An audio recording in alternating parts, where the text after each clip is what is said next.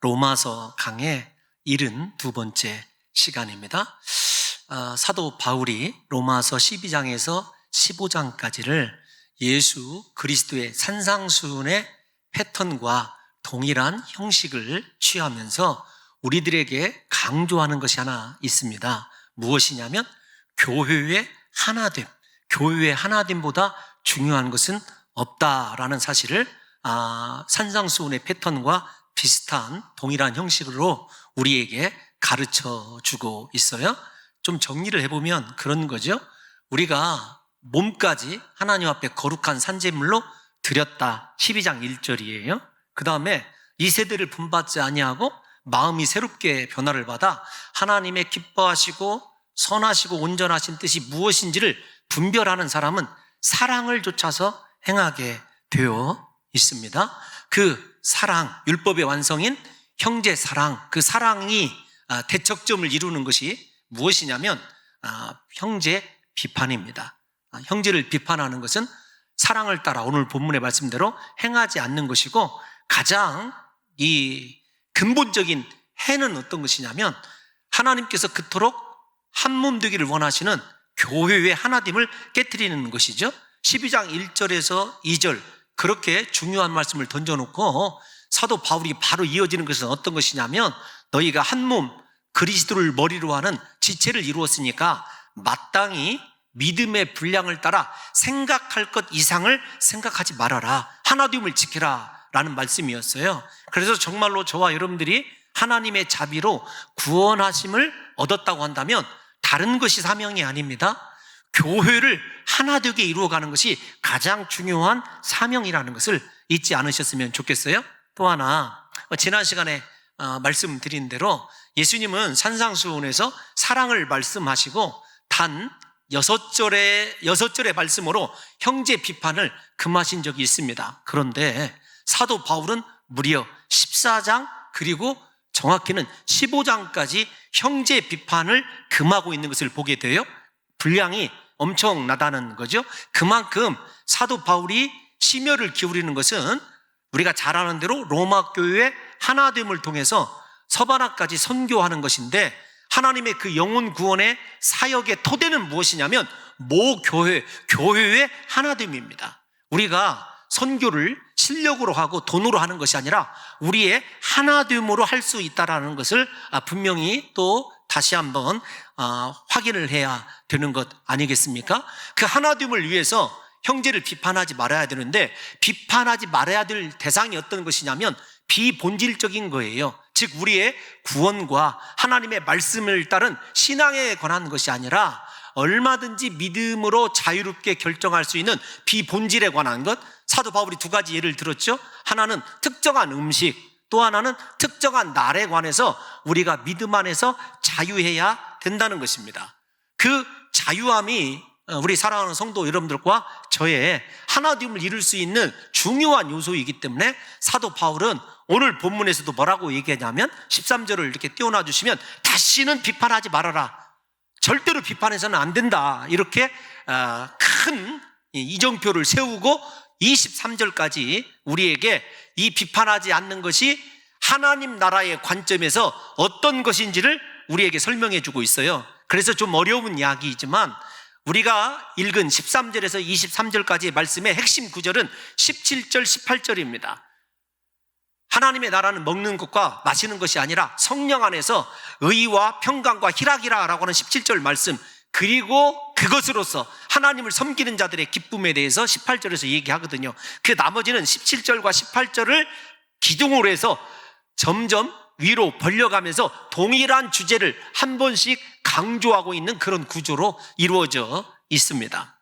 우리에게 왜 그렇게 사도 바울은 다시는 서로 비판하지 말라고 하는가 하면요, 우리 기독교인들은 비판을 통해서 어떤 문제에 대해서 정답을 도출해내는 집단이 아니기 때문에 그렇습니다. 우리에게 중요한 것은 정답이 필요한 것이 아니라 어떻게 하면 형제를 사랑하고 어떻게 하면 형제를 실족하지 않게 하는가라고 하는 문제예요. 이 말을 연합해서 말씀을 드리면, 아무리 비판이 탁월한 비판이라 할지라도 형제를 실족하게 하거나 형제의 마음에 상처를 주는 것은요, 옳지 못한 정도가 아니라 하나님 나라의 해가 된다라고 하는 말씀을 사도 바울이 우리에게 들려주고 있는 것입니다. 그래서 미리 우리 사랑하는 성도 여러분들에게 또다시 강조해서 말씀드린다면, 우리가 교회 안에서 사역을 하다가 서로 다투고 얼굴을 붉힐 일이 있으면 이 사실을 기억해야 됩니다. 내가 지금 비판하고 내가 이 화를 내는 것이 하나님께서 십자가와 성령으로 이루신 교회를 분열시킬 만큼 중요한 문제인가라고 하는 것을 생각해 봐야 돼요.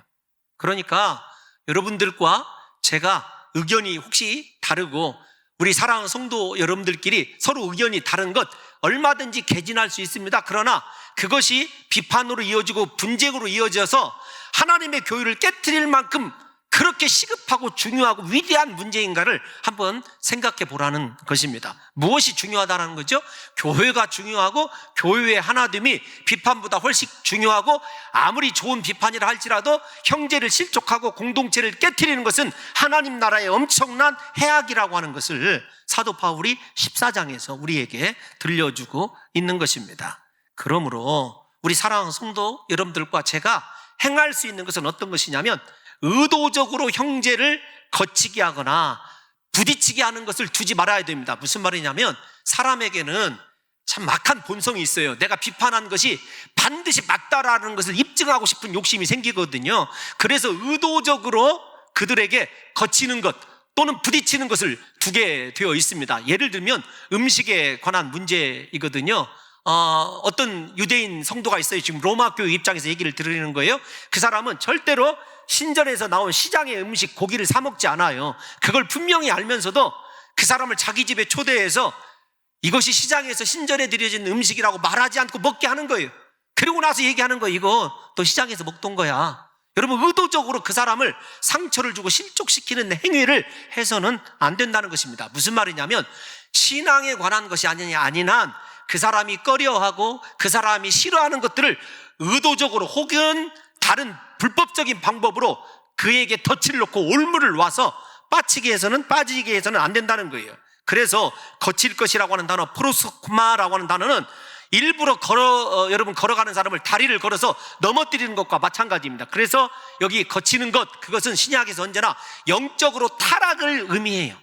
그 사람이 마음의 상처 때문에 영혼의 길을 잃어버리게 하지 말으라는 것입니다. 부딪히는 것은 여러분들에게 여러 차례 설명해 드린 단어예요. 스칸달론, 영어로 스캔들, 불륜, 이런 나쁜 소식에 쓰이는 것 아니겠습니까? 시험거리 혹은 불미스러운 거리를 만들어 놓는 거예요. 의도적으로. 그러지 말라는 것입니다. 사랑하는 성도 여러분들과 제가 명심해야 될 것은, 다른 사람을 향한 우리의 의도적인 비판이 형제 신앙생활에 장애물이나 덫이 되어서 그를 넘어지게 하거나 망하게 해서는 안 된다는 것입니다. 먼저 이 말씀을 보충해서 설명하고 있는 15절을 더 구체적으로 한번 살펴보도록 하겠습니다. 15절 말씀에 우리 한번 읽어볼게요. 시작. 만일 음식으로 말미암아 내 형제가 근심하게 되면 이는 내가 사랑으로 행하지 아니함이라. 그리스도께서 대신하여 죽으신 형제를 내 음식으로 망하게 하지 말라. 두 가지 사실입니다. 내가 일부러 넘어지려고 하는 그 형제가 그리스도께서 대신하여 죽으신 형제라는 사실을 알아야 되고, 두 번째로는 그를 근심하게 하는 이유는 딱 한 가지라는 거예요. 내 속에 사랑이 없다라는 것입니다. 우리에서 행하는 모든 교회의 사역의 핵심이 무엇이어야 되냐면 사랑임을 우리에게 들려주고 있는 것이죠. 우리가 비판할 때 그 사람을 진실로 교회의 하나됨과 하나님의 우리를 향한 사랑으로 사랑하는 것이라고 한다면 비판해도 괜찮아요. 다만 그 비판에 의해서 형제가 상처 입지 않아야 되는 것은요, 당연한 사실이고요.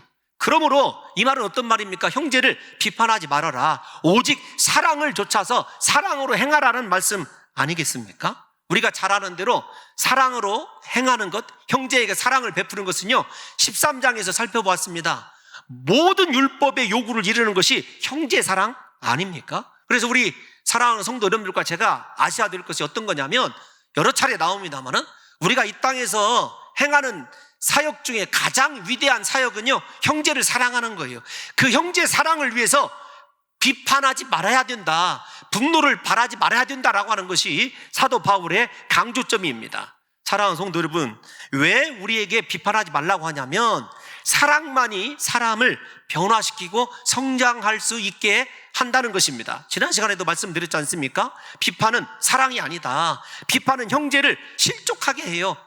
우리에게 사랑으로 행하지 않은 것은 다 감정상으로 드러나게 되어 있습니다. 그래서 서로 상처가 되는 것 아니겠습니까? 우리에게 형제를 실족하는 것이 얼마나 무서운지를 예수님께서 이미 말씀을 통해서 여러 차례 경고해 주셨습니다. 대표적인 말씀 마태복음 18장 6절에서 7절 한번 보겠어요? 시작. 누구든지 나를 믿는 이 작은 자 중 하나를 실족하게 하면 차라리 연자맷돌이 그 목에 달려서 깊은 바다에 빠뜨려지는 것이 나으니라. 잠깐만요. 6절을 띄워놔 주십시오. 누구든지 나를 믿는 자예요. 우리가 다 예수 믿는 자 아닙니까? 즉 어떤 것이냐면 교회 공동체 구성원 중에 너의 비판 때문에, 정확히는 비판 속에 들어져 있는 분노와 미움 때문에 그가 실족했다. 그러면 연자맷돌 메고 차라리 바다에 빠뜨려지는 것이 낫다라는 것입니다. 사랑하는 성도 여러분들과 제가 한번 생각해 봐야 될 것이 7절에 있어요. 비판의 실족의 결과가 어떤 거냐? 시작. 실족하게 하는 일들이 있음으로 말미암아 세상에 화가 있도다. 실족하게 하는 일이 없을 수는 없으나 실족하게 하는 그 사람에게는 화가 있도다. 아멘. 잠깐만 7절 띄워놔 주시면 좀 급진전적인 대입이긴 하지만 사랑하는 성도 여러분들이요, 세상에 화가 임하는 이유는 무엇이냐면 우리가 형제를 실족하게 하는 것 때문에 그래요. 사랑을 따라 행하지 아니하고 형제를 비판하는 실족함 때문에 세상에 화가 미친다는 것을 아셔야 됩니다. 다른 것이 제가 급진적인 대조라고 말씀드리는 것이 아니라 코로나 왜 임했냐? 우리가 형제가 교회 안에서 서로 사랑하고 하나님의 사랑을 따라 율법의 모든 요구를 완성하는 삶을 살지 못했기 때문에 그래요. 교회가 분열하고 다투고 비판하고 싸우는 것이요, 오늘날 세상에 화가 미쳤다고 생각한다면 여러분 너무 직접적인 그리고 동떨어진 예인지는 모르지만 저는 그렇게 생각하고 싶어요. 세상이 우리에게 보기를 원하는 것은요, 교회의 하나됨입니다.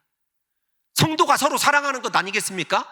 그 하자할 것 없는 음식 문제 때문에 왜 사랑으로 행하지 아니해서 예수님께서 대신하여 죽으신 그 형제를 망하게 하느냐고요. 우리의 믿음이 진짜인지 아닌지를, 그리고 내가 정말 하나님의 사람인지 아닌지를 알 수 있는 기준이 있습니다.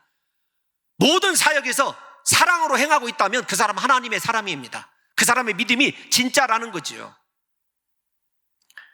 앞에서 말씀드린 대로 우리에게 비판은요 절대로 사람을 변화시키지 못해요. 오늘날 한국 교회가요 잘못을 지적하고 비판한 사람이 부족하여서 이 모양 욕골이 된 것 아닙니다. 형제를 사랑하고 교회 공동체의 중요성이 얼마나 위대한지를 우리가 모르기 때문이고 사랑을 따라 행하지 않기 때문이라는 사실을 아셔야 돼요. 비판하는 데는요 너무도 탁월해졌어요, 한국 교회가. 그런데 사랑을 실천하기 위해서 자기를 희생하고 자기를 예수 그리스도의 십자가에 함께 못 박혀 죽게 함으로 말미암아 부인하는 삶을 살아가는 세대는 너무도 찾아보기 어렵다는 거죠. 제가 이 형제 사랑에 대해서 비판하지 말고 사랑을 따라 행하라 라고 하는 오늘 본문의 15절 말씀을 묵상하다가 떠올린 사람이 다윗이에요. 다윗이 위대한 것은요, 그가 전쟁에 탁월한 용사이고 가는 곳마다 하나님의 은혜로 승리하였기 때문이 아닙니다. 무엇이냐면 영적으로 목자이신 사랑이신 하나님의 성품으로 원수까지도 사랑하는 마음을 가졌기 때문에 그래요.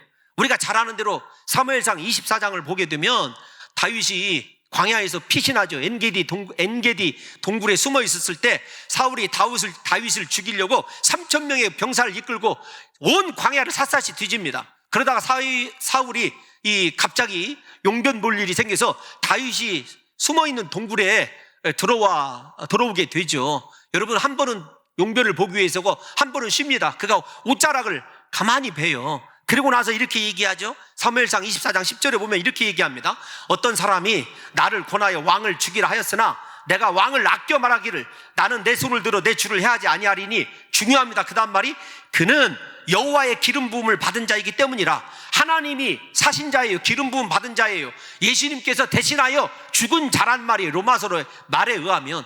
그래서 죽일 수 있음에도 불구하고 그가 사랑을 베풉니다. 선을 베풀죠. 그 결과가 어떤 거냐? 놀라운 것은요, 다윗이 그렇게 광야 고난을 통해서 형제 사랑의 법, 하나님의 사랑을 따라 살아가는 법을 배우게 되었을 때 일시적이지만 사울에게서 이런 변화가 일어납니다. 좀 말씀이 길어요. 그래도 우리 사랑하는 성도 여러분들과 제가 사랑의 실천 때문에 이 말씀을 꼭 읽어보고 싶어서 사무엘상 24장 16절에서 21절까지를 우리 문간사님이 읽어주겠습니다. 다윗이 사울에게 이같이 말하기를 마침에 사울이 이르되 내 아들 다윗아 이것이 내 목소리냐 하고 소리를 높여 울며 다윗에게 이르되 나는 너를 학대하되 너는 나를 선대하니 너는 나보다 의롭도다. 내가 나 선대한 것을 오늘 나타냈나니 여호와께서 나를 내 손에 넘기셨으나 내가 나를 죽이지 아니하였도다. 사람이 그의 원수를 만나면 그를 평안히 가게 하겠느냐. 내가 오늘 내게 행한 일로 말미암아 여호와께서 내게 선으로 갚으시기를 원하노라. 아멘. 여기까지만 읽읍시다. 사울이 뭐라고 얘기합니까? 다윗에게 네가 나보다 의롭다. 사랑을 베푼 사람이 승자예요. 사랑으로 덮어주는 사람이 의로운 사람입니다. 비판하는 사람이 의로운 것이 아니라 우리에게 의의 기준이 물론 다릅니다만은 우리 봉동중앙교회 성도들만큼은 비판하는 탁월한 능력보다는 지혜보다는요 사랑의 능력을 가진 성도가 되어야 돼요. 다시 말씀드리지만 우리에게 필요한 것은요 비판의 지혜가 아닙니다. 사랑의 능력입니다. 다윗처럼 원수에게도 진정한 사랑과 용서를 통해서 다시 한번 기회를 주는 것이 예수님 닮은 삶이고 오늘날 한국교회에 가장 필요한 정신인 거죠. 우리의 삶에서 이제부터라도 사랑이 바탕이 되지 않는 것은요 과감하게 버려야 됩니다. 우리의 모든 사역, 하나님을 향한 충성, 겉으로 드러나는 것은 열심이고 헌신인지 모르겠지만 그 바탕에 사랑이 없다고 한다면요 이것 거짓이에요. 모래 위에 세운 성과 동일하다는 것입니다. 단순히 교회에 출석하고 적당히 헌금도 하고 열심히 봉사하는 수준의 신앙이 아니라 우리 자신의 인생을 예수 그리스도처럼, 다윗처럼, 사도 바울처럼 예수님의 사랑이라고 한다면, 교회라고 한다면 내 자신을 과감하게 포기하고 희생함으로 말미암아 형제에게 기회를 주고 사랑을 베풀 수 있는 진정한 사랑의 능력자들이 오늘날 우리 교회에 필요하다는 거죠. 그러면서 사도 바울이 우리에게 또다시 얘기하는 것이 한 가지 있습니다. 무엇이냐면 믿음을 따라 살라는 거예요. 본문 14절 말씀에 이렇게 나와 있습니다.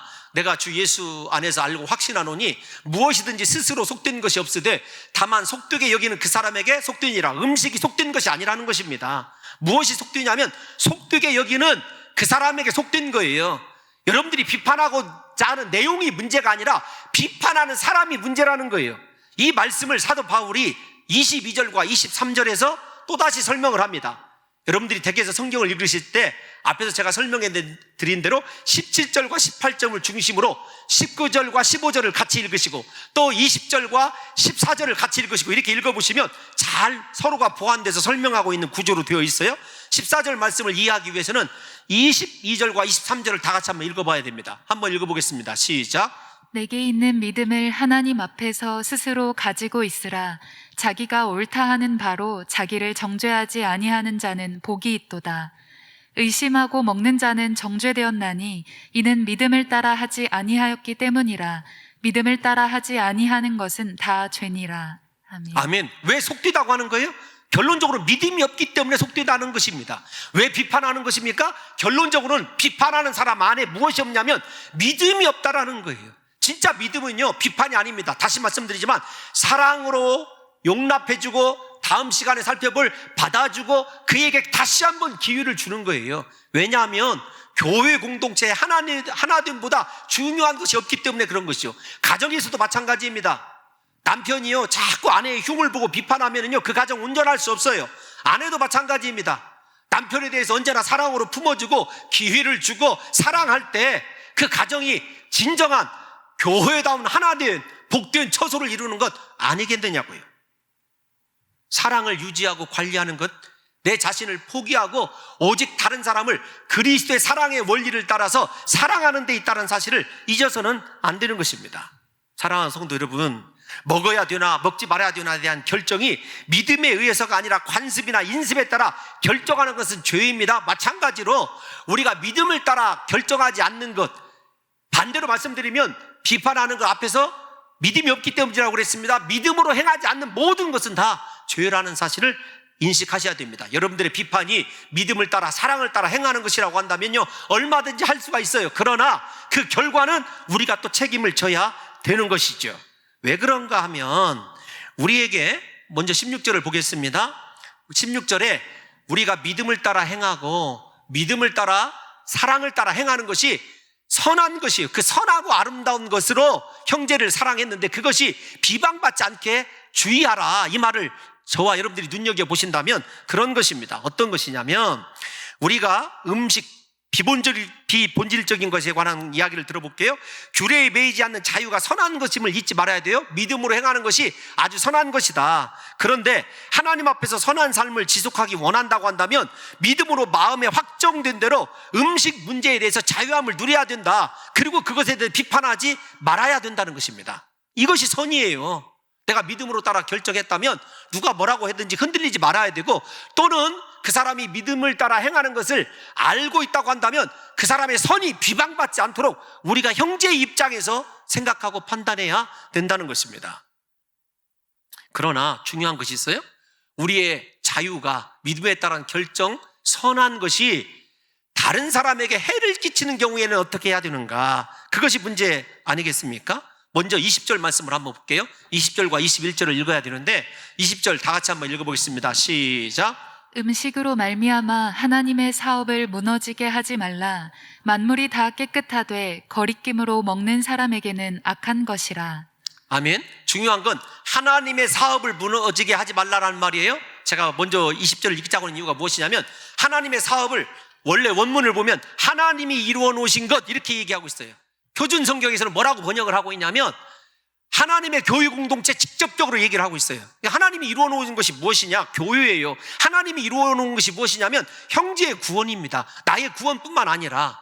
그런데 그 사람을 음식 때문에 넘어지게 하지 말아라 라고 하는 그 이유가 어디에 있냐면 21절 보겠습니다. 21절 시작. 고기도 먹지 아니하고 포도주도 마시지 아니하고 무엇이든지 내 형제로 거리끼게 하는 일을 아니함이 아름다우니라. 아멘. 아멘. 중요한 말씀이에요. 이따가 다시 한번 살펴볼 거예요.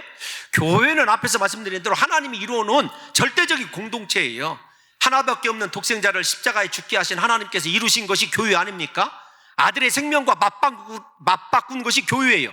그런데 나의 음식에 대한 자유함 때문에 형제가 시험에 든다고 한다면 예수 그리스도의 십자가 은혜를 세워진 그 교회 공동체를 깨뜨리는 거예요. 이는 십자가의 은혜를 헛되게 하는 것이며 하나님께서 성령을 통하여 세우신 거룩한 하나님의 임재의 처소를 파괴하는 행위입니다. 21절을 다시 띄워놔 주세요. 그래서 사도 바울은 내게 자유가 있다, 무엇이든지 먹을 자유가 있지만 내 형제가 그 음식을 먹는 나 때문에 거리낀다고 한다면 내가 그것을 포기하겠다는 말이거든요. 그걸 다른 성경으로 제가 여러분들에게 설명을 해드릴 터인데요, 좀 시간이 가지만 제가 옛날에 이 본문을 가지고 설교할 때 이렇게 설교를 해드린 적이 있어요.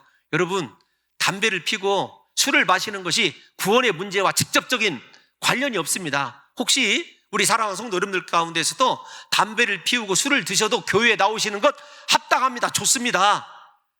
마치 만약에 우리 사랑하는 성도들이 담배를 안 피시거나 술을 안 마시는 그 성도님께서 자기의 믿음이 좋다고 그 술을 마시고 담배를 피는 사람을 비판하거나 비방해서는 안 되는 거예요. 그것이 구원과는 상관이 없는 본질적인 문제가 아니기 때문에 그렇습니다. 그러니까 얼마든지 술 드시고도 교회에 나오셔도 괜찮고요, 담배 피우시고 나오셔도 괜찮아요. 중요한 것이 있어요. 여기까지만 들면 이거 자유다 이렇게 생각하실 텐데, 그 다음이 뭐냐면 내가 담배 피고 술 마시는 것을 보고 실족하고 예수 믿는 사람이 왜 저래, 저 사람 믿음이 좋은 줄 알았는데 한 형제가 마음에 그것이 근심거리가 되고 시험이 된다면 그거 하지 말아야 된다는 거예요. 그러니까 여러분, 하라는 말인지 하지 말라고 하는 말인지 여러분 지혜가 있으시니까 스스로 구분이 되는 것 아니겠습니까? 여러분들에게 이 말씀을 다른 성경으로 좀 입증을 해드리고 싶어요. 고린도전서 8장 13절 한번 읽어보겠습니다. 시작. 그러므로 만일 음식이 내 형제를 실족하게 한다면 나는 영원히 고기를 먹지 아니하여 내 형제를 실족하지 않게 하리라. 사도 바울은 예수 그리스도를 만나고 복음 전파에 무한한 자유인이었습니다. 어떤 음식이든지 먹을 수 있었어요. 그런데 만약에 어떤 사람이라도 내가 고기 먹는 그 모습 때문에 실족한다면 나는 절대로 그렇게 고기를 먹지 않겠다, 영원히 먹지 않겠다 선언하는 거죠. 그러니까 여러분 잘 생각하셔야 돼요. 내가 내 믿음이 진짜 믿음이라고 한다면 신앙생활의 경영함에 있어서 내 기준은 없어야 됩니다. 다른 사람 입장에서 생각을 해야 돼요.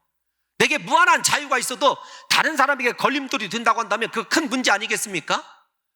여러분 다른 예를 한번 들어드릴게요. 일부에는 안 들어드렸습니다만은 목회자들에게 골프를 해야 되냐 말아야 되냐 많은 논쟁이 있어요.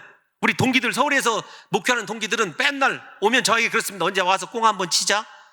저는 골프장 가본 일이 없어요.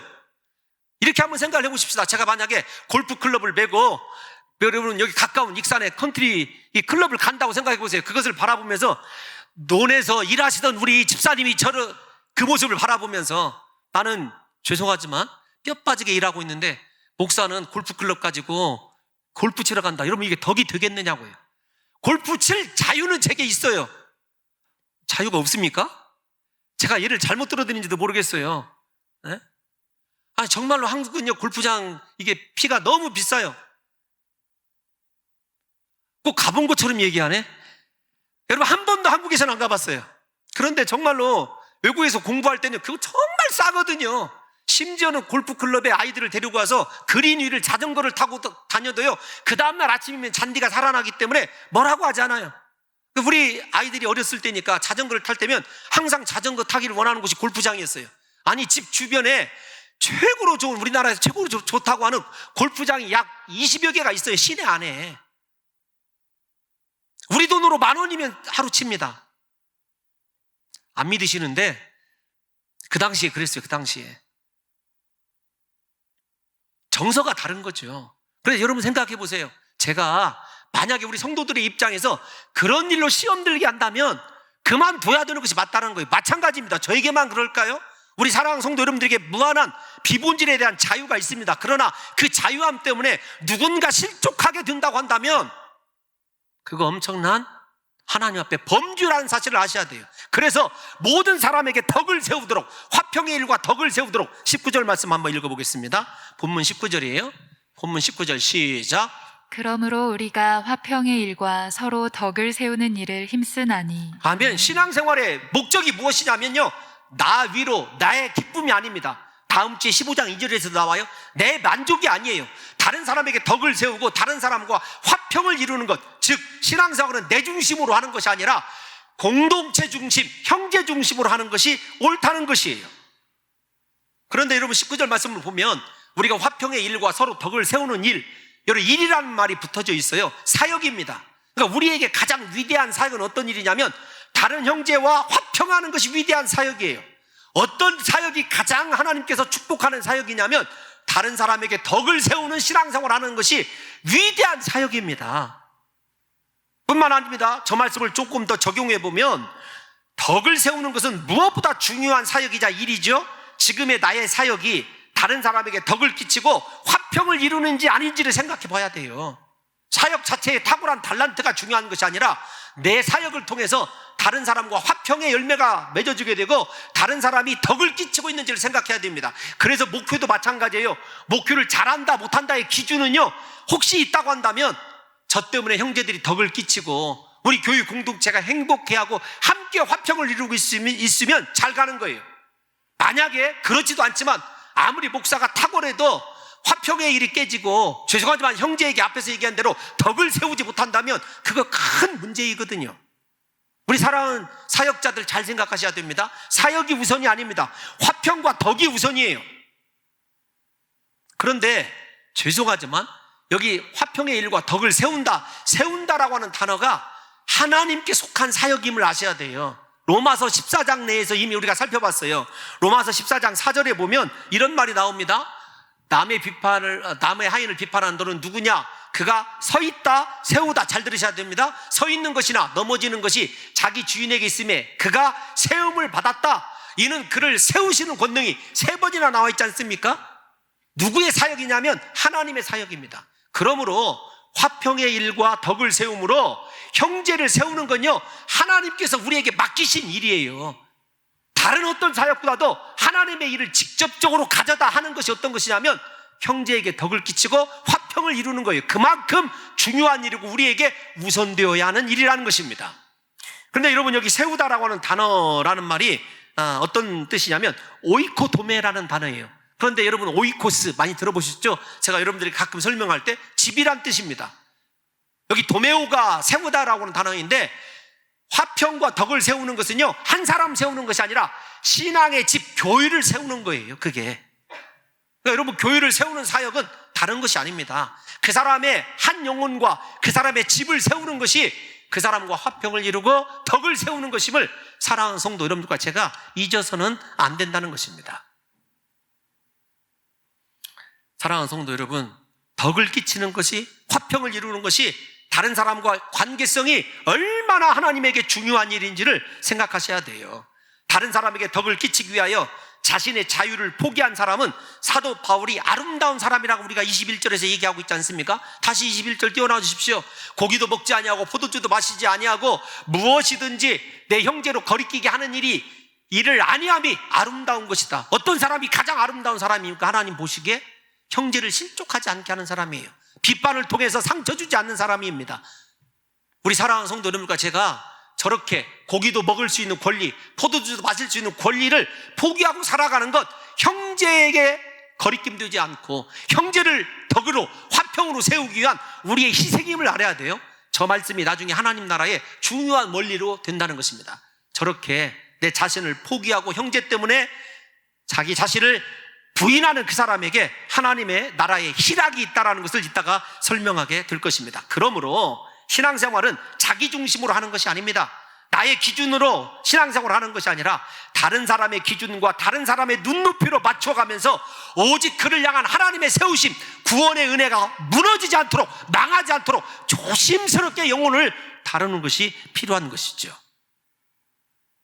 사랑하는 성도 여러분들이요, 그래서 다른 사람을 기쁘게 하는 삶, 이것이 하나님 앞에서 가장 아름다운 삶이에요. 왜냐하면 하나님이 인정하는 아름다움에는요, 희생이 포함되어 있어요. 자기를 부인하고 포기하는 희생이. 예수님의 십자가가 그렇게 아름다운 사랑으로 기억되는 것은 예수님의 희생이 있기 때문 아닙니까? 여러분, 교회 공동체를 위해서 무엇을 희생해 보셨습니까? 형제를 위해서 무엇을 희생해 보셨느냐고요. 오늘날 희생하는 사람, 교회 공동체를 위하여 자기 자신을 하나님 앞에 드리는 사람을 찾아보기 어려운 시대를 살고 있습니다. 다른 형제를 위하여 내 안에 있는 권리와 자유를 희생할 수 있는 사람이 가장 아름다운 사람이고, 그 희생을 통해서 그 사람은 하나님 나라에서만 맛볼 수 있는 희락을 맛보게 되어 있습니다. 이제 그 이야기를 하려고 그래요. 17절 18절이 가장 중요하다고 그랬는데, 17절 다 같이 읽어보면 하나님의 나라는 먹는 것과 마시는 것이 아니라고 분명히 얘기하고 있습니다. 비본질적인 것이 아니다, 이렇게 생각하면 안 돼요. 어떤 거냐면, 먹는 것과 마시는 것은 앞에서 얘기한 대로 고기와 포도주를 받는 말이에요. 그러면서도 고기와 포도주에만 국한되는 것이 아니라 육적인 생활을 대변하는 것이 먹고 마시는 것 아니냐고요. 육신의 생활의 대표적인 것이 먹고 마시는 거죠. 반대로, 그러니까 하나님의 나라는 먹고 마시는 것이 아닙니다. 아무리 잘 먹고 잘 살아도 하나님의 나라와 상관이 없어요. 여러분의 통장에 잔고가 아무리 많아도 하나님의 나라와는 상관이 없습니다. 하나님의 나라는 무엇이냐면 중요한 거예요. 우리가 자기를 희생하고 다른 사람, 형제의 입장에서 사랑하고 비판하지 않은 삶을 살아가는 데는요, 성령의 능력이 그래서 필요해요. 성령 안에 있는 의와 평강과 희락이다. 하나님 나라가 성령 안에 있다. 여러분, 저 말씀이 사실은 어디에 대조로 나와 있냐면 로마서 8장에서 대조로 나옵니다. 우리가 하나만 읽어볼까요? 로마서 8장 5절 한번 읽어보겠습니다. 로마서 8장 5절 시작. 육신을 따르는 자는 육신의 일을, 영을 따르는 자는 영의 일을 생각하나니. 6절도 읽어주세요. 6절 혹시 시작. 6절이 무엇이냐면요, 육신의 생각은 사망이요 영의 생각은 생명과 평안이라예요. 생명과 평안이 어디에 나와요? 하나님 나라예요. 그러니까 사랑하는 성도 여러분과 제가 생각할 때 육신, 내 자신을 포기하지 않고는, 내 자신을 죽이지 않고는 성령 안에서 하나님의 의와 평강과 희락을 이룰 수가 없어요. 하나님의 의가 무엇입니까? 예수 그리스도, 로마서에서 예수 그리스도의 십자가 구속의 은혜 아닙니까? 잘 생각해 보십시오. 십자가 은혜로 살아가는 사람이 교만할 리가 없지요. 십자가 은혜 아래서 겸손하게 살아가는 사람이 다른 사람을 비판하고 거치게 할 수가 없는 것 아닙니까? 더 나아가 하나님은 물론 다른 사람과 평강을 이루는 삶을 살아야 돼요. 우리가 로마서 12장 18절에서도 할 수 있거든 모든 사람과 더불어 화평을 이루라, 이거 우리 배웠지 않습니까? 교회 공동체의 가장 중요한 것이 화평이에요. 하나님 나라의 중심이 무엇이냐면 화평이 가운데 있고 왼쪽에 의가 있고 그 다음에 우리 개인의 희락 기쁨이 있어요. 무엇이 중심이냐? 평화가 중심인 거죠. 화평이. 우리가 방금 전에 살펴본 19절에서도 화평의 일과 서로 덕을 세우는 일에 힘쓰라고 말씀하고 있지 않습니까? 하나님과의 화평, 다른 사람과의 평화를 이루는 사람이 평화의 왕이신 예수님 안에서 살아가는 사람이에요. 평강과 반대되는 개념이 다투고 싸우고 비판하는 것 아닙니까? 오늘날 한국 교회는요, 이 평강을 잃어버렸어요. 서로 물고 뜯고 다투고 투쟁하는 그런 교회가 되었고, 교회 때문인지는 모르겠지만 우리나라도 온갖 거짓 선전과 비방을 통해서요 서로 다투고 투쟁하는 하나님 나라의 평강을 잃어버렸어요. 왜 그러냐면 우리 사랑하는 형제들이 예수 안에서 교회를 이루고 살아가는 우리가 하나님의 평강이 무엇인지를 모르고 살아갔기 때문에 그렇다는 거죠.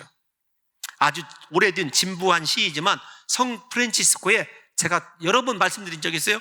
주여 나를 평화의 도구로 써주셔서, 그 내용을 읽을 때마다 좀 제 마음이 숙연해져요. 여러분들이 한번 집에 가셔서 인터넷 찾아서 한번 읽어보셔도 다 나옵니다. 주여 나를 평화의 도구로 써주소서. 미움이 있는 곳에 사랑을, 상처가 있는 곳에 용서를, 의혹이 있는 곳에 믿음을, 절망이 있는 곳에 희망을, 어둠이 있는 곳에 빛을, 슬픔이 있는 곳에 기쁨을 심게 하소서.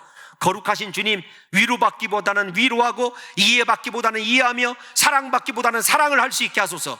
우리는 줌으로써 받고 용서함으로써 용서받으며 죽음으로써 영생을 얻기 때문이냐. 부디 우리 교회가 하나님의 평화의 도구가 되어 투쟁과 싸움으로 어두워진 이 나라, 이 민족을 치유할 수 있는 하나님의 대안 되시기를 예수님의 이름으로 축원합니다. 앞에서 말씀드린 대로 희락은 다른 사람을 위해서, 형제를 위해서, 하나님의 교회를 위해서 내 자신을 희생하는 자들에게서 누리는 진정한 기쁨을 얘기합니다. 그러기에 성경적인 기쁨은 이 세상의 쾌락과는 분명히 다릅니다. 이 시대는 다른 사람을 사랑하고 화목을 이루는 데서 나오는 기쁨을 추구하는 것이 아닙니다. 다른 사람을 위해서 희생하는 데서 보람을 누리는 기쁨이 아니라, 다른 사람을 짓밟고 다른 사람을 어떻게 해서라도 하나님 안에서가 아닙니다. 말씀 안에서가 아닙니다. 자신의 인간적인 방법과 술수를 통해서 완전한 짓밟음으로 말미암아 승리를 누리게 되는 쾌락을 추구하는 것이 오늘날 이 세대 아닙니까? 쾌락을 추구하는 사회에는 다른 사람을 배려하고 사랑하는 영적인 기쁨이나 보람, 감사, 감격이 있을 수가 없죠.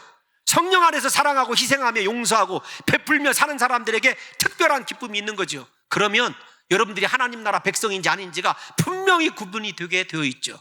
다른 사람을 위해서 희생하는 것 기쁨이 있습니까? 형제와 화평을 위해서 얼마큼 힘을 쓰고 계십니까?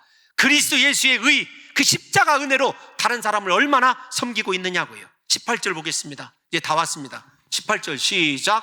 이로써 그리스도를 섬기는 자는 하나님을 기쁘시게 하며 사람에게도 칭찬을 받느니라. 아멘. 오늘날 한국교회가 회복되어야 될 모습이 저 모습 아니냐고요. 하나님을 기쁘시게 하는 교회, 사람에게 칭찬받는 교회가 되어야 되는 거죠. 무엇으로 섬길 때요? 육신의 것으로 섬기는 것이 아닙니다. 먹는 거, 마시는 것으로 섬기는 것이 아니라 의와 평화와 희락으로 섬기는 그 사람들이 하나님을 기쁘시게 할 뿐만 아니라 사람들에게도 칭찬받는 거죠.